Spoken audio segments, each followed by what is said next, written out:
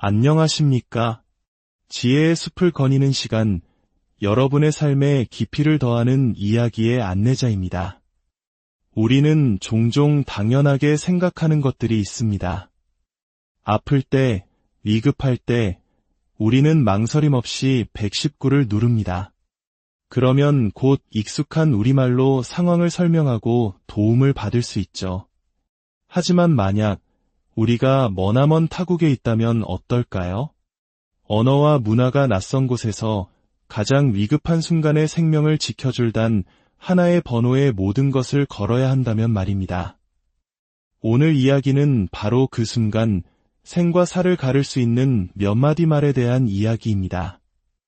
특히 미국에 거주하시는 우리 동포 어르신들과 그분들을 걱정하는 한국의 가족분들이 반드시 귀 기울여 들어주셔야 할 내용입니다. 먼저 가슴 아픈 사례 하나를 소개해 드리겠습니다.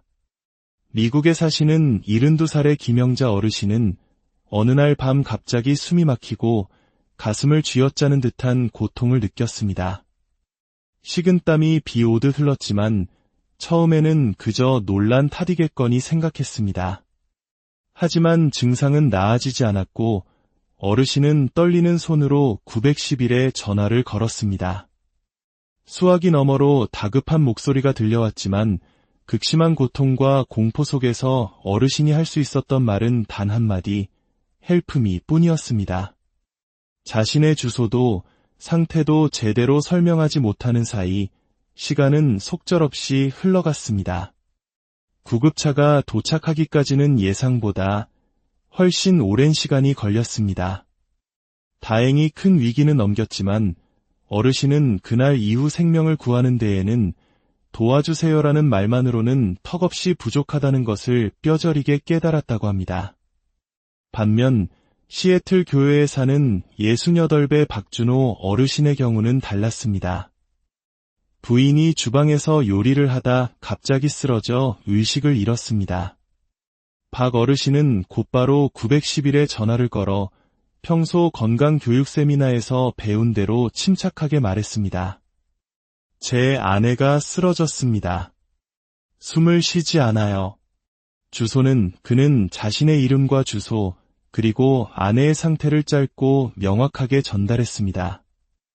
그 덕분에 구조대는 단 7분 만에 도착할 수 있었습니다. 병원에서는 빠른 신고와 정확한 정보 전달 덕분에 치료의 황금시간, 즉 골든타임을 지킬 수 있었다는 말을 들었습니다.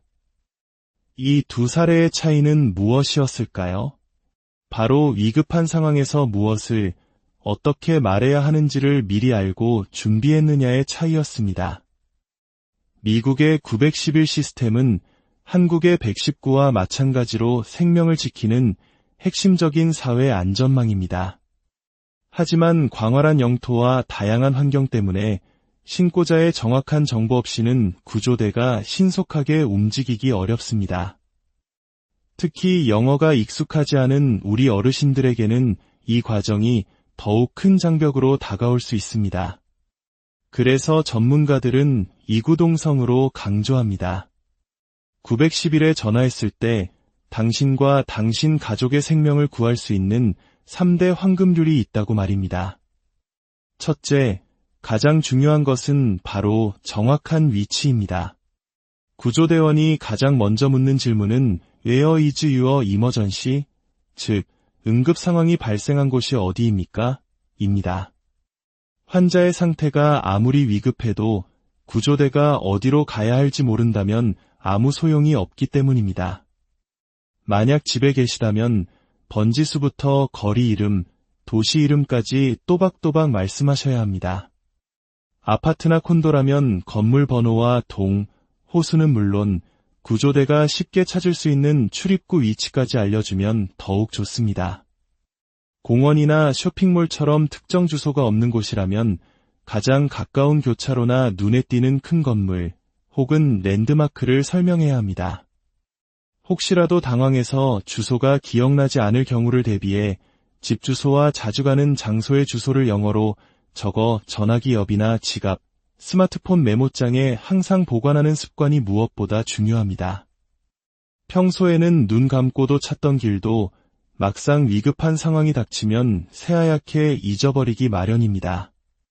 둘째, 응급 상황의 종류와 환자의 상태를 명확히 전달해야 합니다. 사람이 쓰러졌어요. 숨을 쉬지 않아요. 피를 너무 많이 흘려요. 와 같이 불필요한 설명 없이 짧고 구체적으로 말하는 것이 핵심입니다. 이 정보에 따라 출동하는 구조대의 종류와 장비가 달라지기 때문입니다. 예를 들어 심정지 환자라고 알리면 자동 심장 충격기를 갖춘 구조대가 우선적으로 출동하게 됩니다. 접수 요원이 환자의 의식 여부나 호흡 상태 등을 추가로 물어볼 수 있는데 이때 아는 만큼만 짧고 명확하게 대답하는 것이 중요합니다. 잘 모르는 정보를 억지로 설명하려 하면 오히려 혼란만 가중시킬 수 있습니다. 셋째, 자신의 이름과 연락처를 남기는 것입니다. 구조대가 현장으로 이동하는 중에도 상황은 급변할 수 있습니다. 환자의 상태가 갑자기 나빠지거나 현장에 예상치 못한 변수가 생겼을 때 구조대는 신고자와 다시 통화하여 중요한 정보를 얻어야 합니다. 이때 연락처를 남기지 않았다면 이 소중한 연결고리가 끊어지게 됩니다. 또한 절대로 접수 요원이 괜찮다고 하기 전까지 먼저 전화를 끊어서는 안 됩니다. Stay on the line 이 말을 듣는다면 구조대가 도착할 때까지 통화 상태를 유지해야 합니다. 그 시간 동안 접수 요원은 심폐소생술 방법을 안내하거나 환자를 돕기 위한 중요한 지시를 내릴 수 있기 때문입니다. 물론 이 모든 것을 영어로 해야 한다는 부담감이 크실 겁니다. 하지만 완벽한 영어를 구사할 필요는 없습니다. 몇 가지 핵심 문장만 미리 연습해 두어도 큰 도움이 됩니다. 구급차가 필요해요. I need an ambulance. 남편이 쓰러졌어요. My husband collapsed. 그녀가 숨을 쉬지 않아요. She is not breathing. 이런 간단한 문장들을 가족과 함께 소리내어 연습해 보십시오. 서로 역할을 바꾸어 911 신고 상황을 흉내 내어보는 것도 좋습니다. 이런 모의 훈련은 실제 상황에서 당황하지 않고 침착하게 대응할 수 있는 가장 좋은 예방주사입니다. 또한 이름, 주소, 평소 앓는 질병, 복용하는 약, 비상 연락처 등을 적은 응급 정보 카드를 만들어 지갑에 넣어두는 것도 현명한 방법입니다. 기억하십시오. 위급한 순간 911 버튼을 누르는 것은 생명을 구하는 첫걸음일 뿐입니다. 그 다음 우리의 입에서 나오는 정확한 몇 마디 말이 구조의 속도를 결정하고 골든타임을 지켜내며 결국 생과 사를 가르게 됩니다.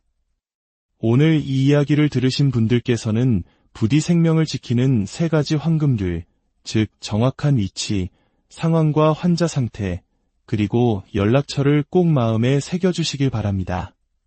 그리고 오늘 당장 가족들과 함께 우리 집 주소를 영어로 말하는 연습을 해보시길 권합니다.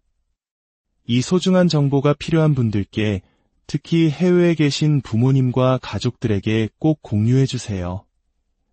여러분의 작은 행동 하나가 위급한 순간에 한 생명을 구할 수 있습니다. 여러분과 여러분의 가정에 늘 건강과 평안이 함께하기를 진심으로 기원합니다.